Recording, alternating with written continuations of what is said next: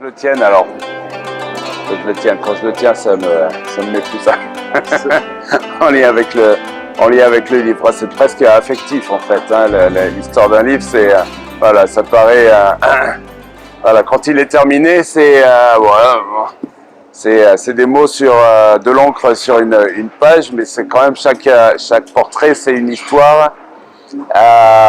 C'est une histoire recherchée, c'est une enquête, c'est penser à un auteur, penser à un personnage, chercher un auteur, et puis parfois on perd le personnage ou on perd l'auteur, mais c'est à chaque fois une quête, et donc avec des moments intenses de découverte, de lire ce que ces auteurs ont mis en mots, ont raconté de ces moments de l'histoire intime,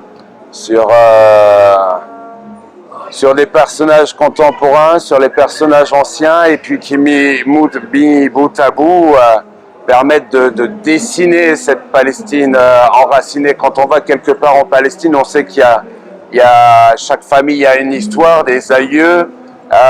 Et puis il y a des choses plus anciennes. Dans une vieille maison, il y a plusieurs couches. Hein. Les fondations, elles sont pas de la période nécessairement de la période actuelle. Et on se plonge, on s'enracine. Et la question d'enracinement, elle est dans le livre. Ah, c'est montrer que l'histoire, c'est pas simplement une histoire d'événements, c'est une histoire d'hommes qui ont fait les événements, qui ont été dans les événements comme des témoins, comme des acteurs. Voilà ce qu'a essayé de transmettre le livre et d'inscrire la Palestine dans sa région. On ne peut pas enfermer la Palestine, elle est morcelée avec des limites, un système oppressif qui cantonne les gens. On est séparés lorsqu'on veut rencontrer quelqu'un de Gaza, on va le rencontrer en Jordanie ou ailleurs, dans le meilleur des cas, ou en Europe, alors qu'on est à 1 heure de route, qu'il pourrait venir, qu'on pourrait y aller, on ne peut pas. Et c'est rassembler évidemment tout ça. Donc l'histoire de la Palestine est ancrée dans sa région, la Méditerranée, le pays de Cham, l'Égypte. Et voilà un peu le sens de cet ouvrage. D'ailleurs, l'iconographie aussi, c'est rappeler que l'histoire, on peut avoir dans l'histoire contemporaine comme dans l'histoire ancienne, le monde entier en parle, des chercheurs de tout, notamment de l'Europe, vont s'intéresser à un certain nombre de sujets, mais l'histoire, c'est l'histoire que l'on trouve, le matériau, il est sur place. Et donc, même dans l'iconographie, il y a eu une rechercher des représentations qui viennent du monde arabe. Donc, il y a eu un soin à apporter à ça, notamment sur les périodes antiques, on aurait pu trouver beaucoup de choses de l'iconographie, voilà, de la peinture classique. Mais non, c'était cherché ici. Donc on a des personnages, là je vois sous les yeux par exemple l'iconographie d'Al-Wasati, c'est un peintre du XIVe siècle de Bagdad, et qui va, et ça c'est une découverte qui a été vraiment fabuleuse, représenter un départ de pèlerinage de la ville de Ramleh, où se trouve l'aéroport aujourd'hui, un départ de pèlerinage pour la Mecque. C'est un dessin qui représente des hommes et des femmes regroupés avec bannières en avant. Hein. C'était un événement important, festif, et qui date du XIVe siècle. Hein. Donc une simple image, en fait, elle évoque beaucoup de choses, mais elle évoque que les Palestiniens ne sont pas absents, leur histoire est bien présente, et si il y a un projet pour les effacer, eux sont toujours présents, et il faut les restituer dans leur histoire. Et qui, par touche, en fait, amène à absorber cette idée-là, de surprise en surprise, de personnages obscurs, en fait, on se dit, mais c'est une histoire assez intéressante qui est racontée à travers ce personnage. C'est un bout de l'histoire d'une période donnée.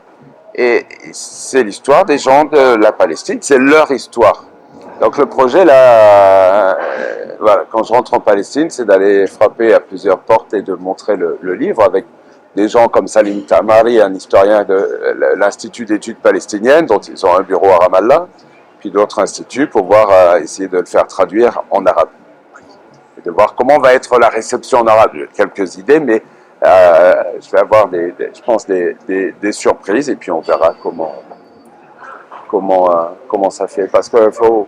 Voilà, il ne faut pas lire sa propre histoire dans une langue étrangère, en fait. Ah, le chercheur peut être étranger, alors il va avoir sa perspective, etc. Mais c'est des perspectives de chercheurs, donc ils ont... mais que ça soit quelque chose aussi de stimulant, de dire, ah, mais il y a... Parce qu'en fait, c'est une somme, et les rencontres que moi j'ai pu faire avec des gens, ils ont travaillé sur ça, ils ont fait de la recherche sur ça, mais comment leur est venue l'idée de travailler là-dessus, la difficulté qu'ils ont eue à trouver du matériel sur telle et telle donnée, et puis ils cherchent. Puis il y avait des sujets sur lesquels il n'y avait pas grand-chose, en fait. On voit bien, hein, l'histoire, c'est... Des fois, il n'y a pas de chercheurs, il n'y a pas de spécialistes. Ou alors, on retrouve des choses, mais qui sont un peu toujours... qui vont jamais très loin, puisque c'est des généralités qui sont connues. C'est dès qu'on creuse un peu, aller plus loin sur vraiment faire une recherche de documents. Il y a une très belle histoire sur le cinéma palestinien. Les cinéastes. Alors, le cinéma palestinien est ancien parce que le cinéma, il est arrivé tôt en Palestine. Hein. Les frères Lumière avaient envoyé une équipe filmer le chemin de fer quand même. Donc, l'image est précoce. Il y a même eu, et là c'est à creuser, je ne suis pas spécialiste là-dessus, mais dès les années 30, une première école, quelques personnes qui sont palestiniens qui s'intéressent au cinéma. Mais le retour du cinéma, c'est la fin des années 60. La Palestine a été balayée, les Palestiniens ont été dispersés, et le monde déclare que finalement les Palestiniens, ça n'existe pas. C'est quelques problèmes, c'est des réfugiés, des camps, on les appelle jordaniens, ou... voilà, des Palestiniens au Liban, mais ils sont complètement marginalisés. Et l'OLP crée une branche culturelle, disant il faut aussi défendre la culture palestinienne, et il faut aussi montrer les Palestiniens. Et c'est nous qui allons les montrer. Il faut qu'on se montre, on existe. Donc on doit être visible, on doit être sur les écrans, et ces images, elles vont être véhiculées, elles vont aller sur les festivals dans le monde entier. On va dire, regardez les Palestiniens, ils existent, ils sont des hommes, des femmes, des enfants, ils vivent dans telle et telle situation, et donc le cinéma se crée. Évidemment, comme en 48, en fait, cette existence, elle est balayée par l'occupation, par les invasions, en 48, et puis en 82, à Beyrouth, ce premier cinéma. Les archives se trouvent notamment dans le service centre de c'est les archives de cinéma qui se trouvent donc à l'OLP dans le département de la culture.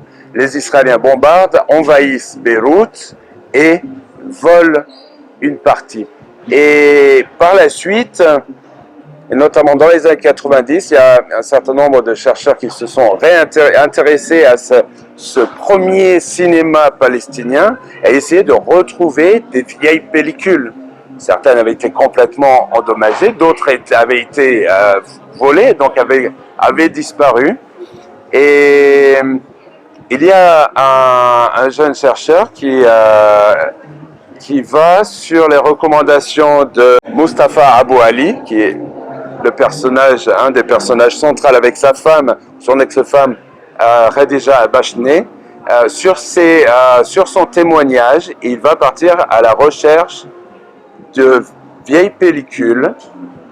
Il lui dit avoir caché ces vieilles pellicules dans un appartement dans lequel il était au milieu des années 70 à Rome.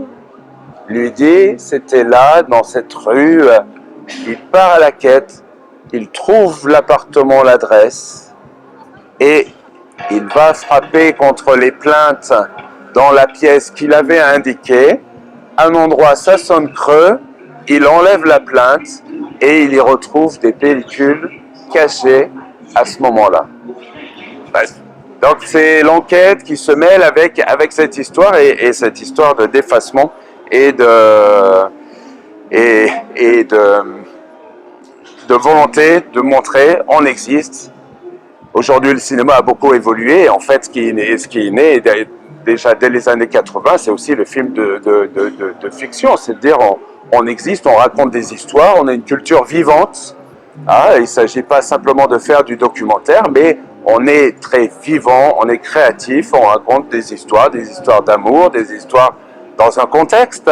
Et le cinéma, je pense, a pris cette voie. Donc on a comme ça un portrait, et c'est ce qui était voulu à travers ce petit focus sur cette histoire d'homme, de cinéma, d'intrigue, de redécouverte. Et voilà, c'est un des exemples d'enquêtes qui ont été menées, de textes qui ont été écrits. Merci beaucoup. Merci à toi, Belkacem.